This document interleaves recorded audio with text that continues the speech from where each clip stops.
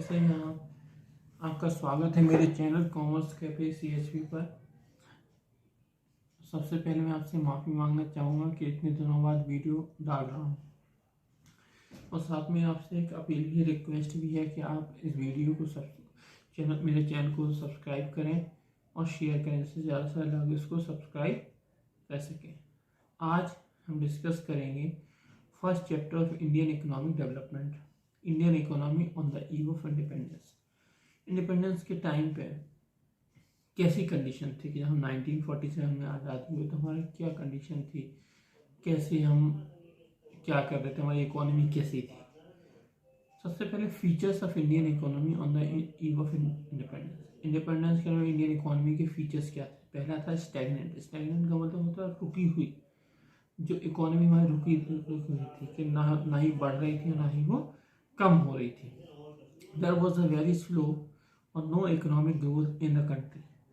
As a result of stagnation, there was an unemployment, death and suffering due to the lack of food.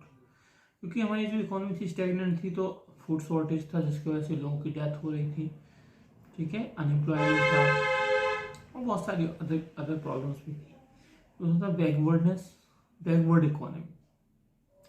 Indian economy backward economy थी क्योंकि Indian economy की जो per capita income थी 1947-48 में just 230 rupees per year थी average income पर person, जो कि बहुत कम थी, ठीक है।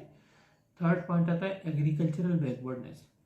एग्रीकल्चर हमारा बहुत बैकवर्ड था क्योंकि एग्रीकल्चर टोटल जितना भी वर्किंग फोर्स था उसका 70% तो एग्रीकल्चर में लगा हुआ था, लेकिन उससे मिलने वाली इनकम थी या GDP में उसका शेयर था 50% था, 50% था, जो कि उसकी बैकवर्डनेस को शो करता था, ठीक है। उसके बाद है इंडस्ट्रियल बैकवर्डनेस। इंडस्ट्री भी हमारी बहुत बैकवर्ड थी।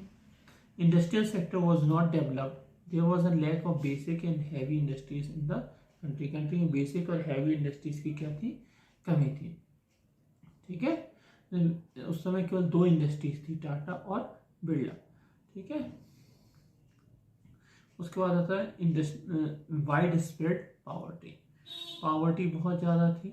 The people in the country could not even meet their basic needs, food, shelter and clothing। रोटी कपड़ा मकान की बेसिक नीड को पूरा नहीं कर पा रहे थे।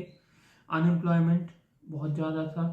इलिटरेसी बहुत ज़्यादा, केवल 17% लिटरेसी रेट था हमारी कंट्री। 25% लिटरेसी रेट था, जिसमें औरतों की कंडीशन और ख़राब थी क्योंकि केवल 7% जो वीमेंस थी वही पढ़ी लिखी थी। Poor infrastructure like communication, transport, power and energy was underdeveloped। Communication system नहीं था। ब्रिटिशर्स ने कम्युनिकेशन सिस्टम वो डेवलप किया जिससे उनको बेनिफिट हो सके। दूसरी चीज, ट्रांसपोर्ट सिस्टम बहुत अच्छा नहीं था, रोड्स बहुत अच्छे नहीं थे। किसी पावर एंड एनर्जी, उन्होंने एनर्जी डैम्स वगैरह बनवाए तो सही, लेकिन केवल उतने जो उनकी नीड्स को पूरा कर सके। Major dependence on imports. उस समय इम्पोर्ट पे डिपेंडेंट थे, यहाँ तक कि खाने के लिए जो खाना हम खाते थे, जो गेहूँ, वो भी हम सेल्फ सफिशिएंट नहीं थे। उसके लिए हमें अंग्रेज़ों से गेहूँ मंगाना पड़ता था। वहाँ अमेरिका से गेहूँ मंगाया था, इसका नाम था BT 380, ठीक है। BT 380 एक टाइप्स ऑफ एक क्वालिटी था गेहूँ का, जो लाल कलर का गेहूँ आता, जो वहाँ पे जानवर खाते थे, वो हमें भेजा गया था। तो बड़े एक शर्म की बात थी उस समय हमारे लिए, ठीक है। जैसे कपड़े हैं बाहर से आते थे, खाना बाहर से आता था, ऑयल एंड पेट्रोलियम बाहर से आता था, सारी चीज़ें हम इम्पोर्ट के ऊपर ही डिपेंडेंट थे, खुद कुछ भी नहीं बनाते थे। Limited urbanisation, majority of the population lived in village, meaning that they lacked opportunities outside the agriculture.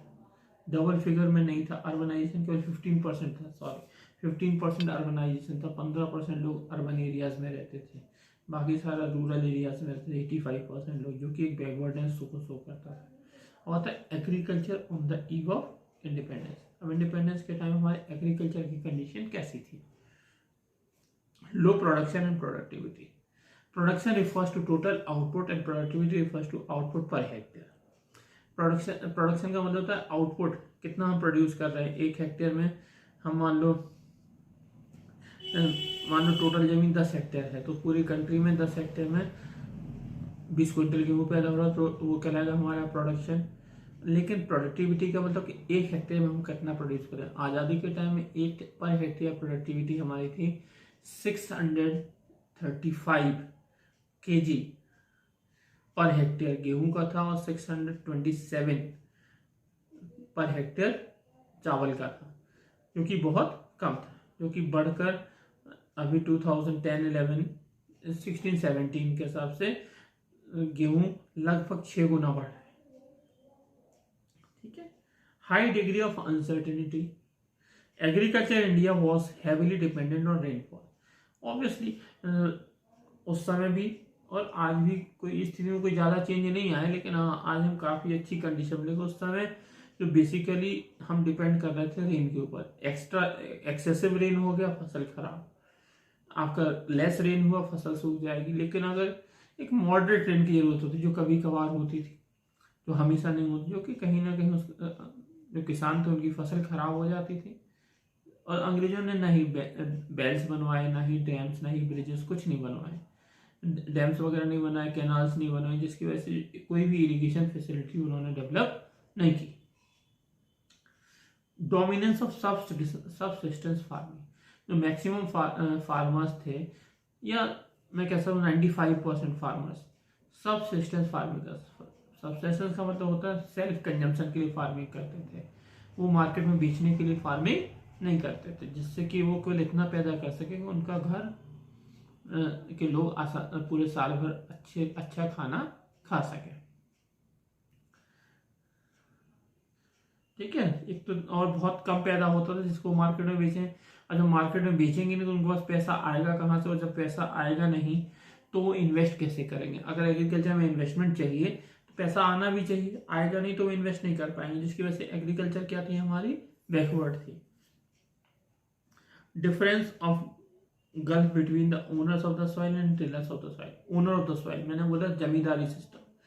Zamindari system क्या था, क्यों अंग्रेजों ने पूरे 5, 10, 15 गांव की जमींदार बना दिया था। पूरी जमीन किसके नाम थी, जमींदार के नाम थी। जमींदार किसानों को केवल जमीन किराए पर देता था, उसमें 1 पैसा भी वो इन्वेस्ट नहीं करता था, ना ही लगाना, ना बीज, ना खाद, कोई भी।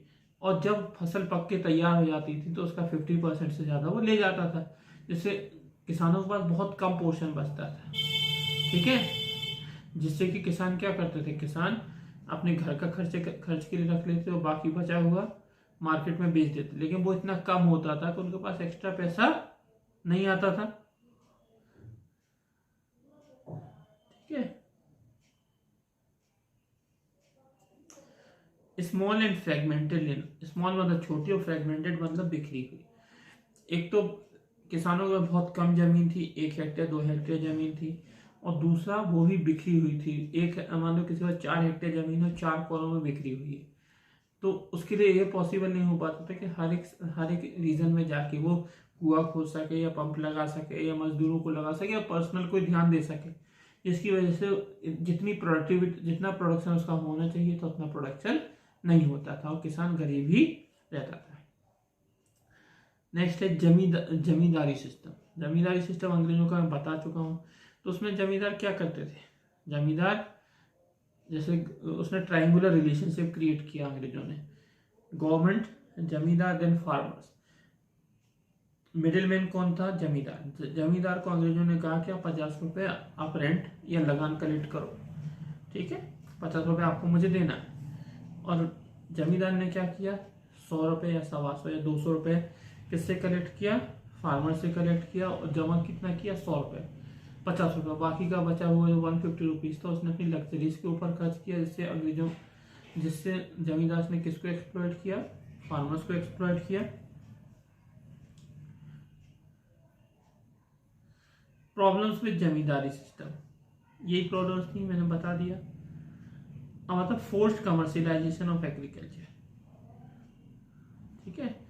फोर्स्ड कमर्शियलाइजेशन का मतलब जबरदस्ती। Commercialisation mean that there was a shift from cultivation for self consumption to market. ठीक है, सेल्फ कंजम्पशन के लिए मार्केट चेंज करके मार्केट में चेंज करना, मार्केट के लिए प्रोड्यूस करना। जैसे पहले किसान क्या करते थे, खुद के कंजम्पशन के लिए प्रोड्यूस करते थे। बाद में किसानों ने क्या किया, बाद में किसानों ने एग्रीकल्चर किसके लिए किया, मार्केट के लिए है। आपने पढ़ा होगा 10th में इंडिगो प्लांटेशन। ठीक है, इंडिगो प्लांटेशन क्यों कराया गया? इंडिगो प्लांटेशन कराने का रीजन था क्योंकि उनको नील की जरूरत पड़ती थी। अंग्रेजों को कहाँ पे जरूरत पड़ती थी? ब्रिटेन में, कपड़े को डाई करने के लिए, जिसके लिए उन्होंने जबरदस्ती किसानों को मजबूर किया कि वो इंडिगो पैदा करें। और उनके साथ कंडीशन ये भी थी कि वो इंडिगो पैदा तो कर लें, लेकिन वो बेचेंगे किसको? केवल ब्रिटिशर्स को, या ब्रिटिश की कॉलोनीज को ही बेच सकते थे, या फ्रेंड्स को ही बेच सकते थे, बाकी और किसी को नहीं बेच सकते, जिससे उनकी प्राइस भी उनको कम मिलती। और था how it is to be done, ये कैसे किया गया? पहला इसका पॉइंट है, the farmers were forced to accept the advance payment for the cultivation of indigo. Indigo cultivation के लिए फार्मर्स को मजबूर किया गया कि वो एडवांस लें। जो जिन फार्मर्स ने एडवांस नहीं लिया उनके अगेंस्ट एक्शन भी लिया गया। दूसरा, अर्लियर फार्मर्स ग्रो ग्रीन। ठीक है, शुरुआत में फार्मर्स क्या करते थे, गेहूं पैदा करते थे, लेकिन अब उन्हें गेहूं मार्केट से खरीदना पड़ता था। ठीक है, there was uncertainties in the market due to which the farmers become indebted. Uncertainty कि उनका जो प्रोड्यूस था वो मार्केट में बेचा जा रहा है या नहीं बेचा जा रहा है। मान लो अंग्रेजों ने खरीदने से मना कर दिया तो कोई उनको खरीदता नहीं था, जिससे वो कर्ज के जाल में फंसते जा रहे थे। ठीक है, और जब वो कर्ज के जाल में फंस गए तो उसका सीधा एक रिपरकशन क्या आया कि जो पैसा उनको मिलने वाला था एग्रीकल्चर में इन्वेस्ट करने के लिए, उनको नहीं मिला, और एग्रीकल्चर हमारा क्या हो गया, बैकवर्डनेस हुआ। इसका कंक्लूजन क्या निकला? All these reasons combined showed that the agriculture sector on the eve of independence was backward and stagnant. हम ये कह सकते कि बैकवर्ड था। आज के लिए इतना ही। जो नेक्स्ट वीडियो में इंडस्ट्रियल सेक्टर के बारे में हम डिस्कस करेंगे। ठीक है, तब तक के लिए अच्छे से पढ़ाई करिए।